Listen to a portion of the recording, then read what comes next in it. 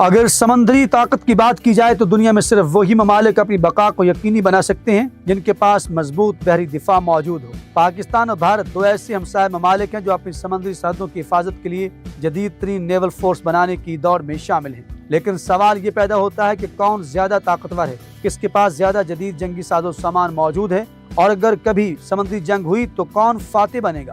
آئیے اس کا تفصیلی جائزہ لیتے ہیں، لیکن آپ ویڈیو کو لائک کر دیں اور چینل کو سبسکرائب کر کے بیل آئیکن کو بھی دبا دیجیے۔ ناظرین، پاکستان کے پاس جدید ترین آبدوزوں کا ایک ایسا بیڑا موجود ہے جو دشمن کے کسی بھی بڑے بحری بیڑے کو تباہ کرنے کی صلاحیت رکھتا ہے۔ انگور کلاس آبدوزیں، آگوسٹا 90B اور جدید ترین چینی یوآن کلاس آبدوزیں پاک بحریہ کا سب سے بڑا اثاثہ ہیں۔ ان آبدوزوں میں جدید اسٹیلتھ ٹیکنالوجی، لیزر گائیڈڈ ٹارپیڈوز اور کروز میزائل نصب کیے گئے ہیں، دشمن کی کسی بھی بڑی بحری طاقت کو سمندر میں ڈبو سکتے ہیں۔ سب سے اہم بات یہ ہے کہ پاکستان نے بابر کروز میزائل کے جدید ورژن کو اپنی آبدوزوں میں نصب کر دیا ہے، جس کی رینج 750 کلومیٹر تک ہے، جو کسی بھی بھارتی بحری اڈے کو نشانہ بنانے کی مکمل صلاحیت رکھتا ہے۔ دوسری طرف بھارت کے پاس کلوری کلاس، سکارپین اور سندوگوش کلاس آبدوزیں موجود ہیں، جو تعداد میں زیادہ ہیں لیکن جدیدیت میں پاکستان کے آبدوزوں سے پیچھے ہیں۔ بھارتی آبدوزیں کئی تکنیکی مسائل کا شکار رہی ہیں اور حالیہ سالوں میں ان میں کئی حادثات بھی رپورٹ ہو چکے ہیں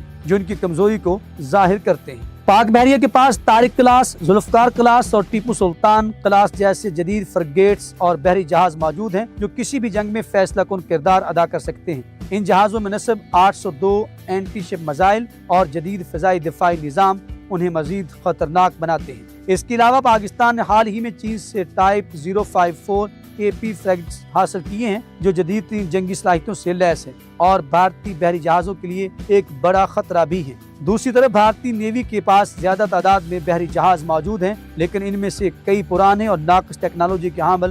بھارت کا انس وکرمادیڈے طیارہ بردار بحری جہاز کئی سالوں سے مرمت کے مسائل کا شکار ہے، اس کی کارکردگی بھی سوالیہ نشان بنی ہوئی ہے۔ پاکستان کو تعداد سے زیادہ اپنی ٹیکنالوجی اور حکمت عملی پر بھروسہ ہے جو اسے دشمن پر سبقت دلاتی ہے۔ پاک بحریہ نے اپنی دفاعی صلاحیت کو مزید مضبوط بنانے کے لیے GF-17 تھنڈر، اورین اور شاہین 3 میزائل جیسے ہتھیاروں کو بحری آپریشنز میں شامل کیا ہے۔ یہ طیارے نہ صرف دشمن کی نقل و حرکت پر نظر رکھ سکتے ہیں بلکہ کسی بھی بحری بیڑے کو مکمل تباہ کرنے کی صلاحیت بھی رکھتے ہیں۔ دوسری طرف بھارتی بحری فضائیہ کے زیادہ تر جہاز پرانے اور انہیں جدید اپ گریڈز کی اشد ضرورت ہے۔ پاکستان کا نیول جنگی نظریہ ہمیشہ سمارٹ اسٹرائک فورس کے تحت چلتا ہے، جس کا مطلب ہے کم وسائل میں زیادہ تباہی۔ پاک بحریہ کی خاموش آبدوزیں، تیز رفتار بحری جہاز اور جدید میزائل ٹیکنالوجی دشمن کو سمندر میں کہیں بھی نشانہ بنا سکتی ہے۔ اس کے برعکس بھارت کی نیوی زیادہ تر روایتی بحری بیڑا رکھنے کی پالیسی پر چل رہی ہے، جو آج کے جدید دور میں غیر مؤثر سمجھی جاتی ہے۔ اگر کبھی سمندری جنگ ہوئی